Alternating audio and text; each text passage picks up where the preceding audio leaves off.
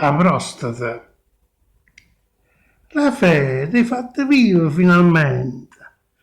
Marim, dove sei stato in questi mesi? Non ti ho visto più.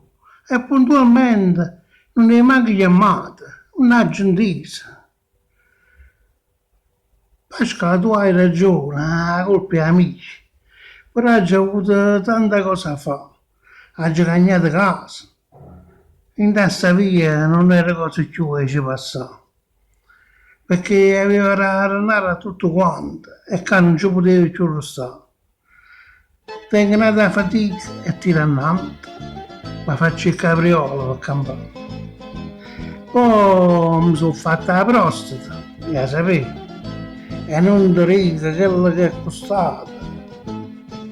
È fatta buona, aveva provveduto che la 600 è brutta amata.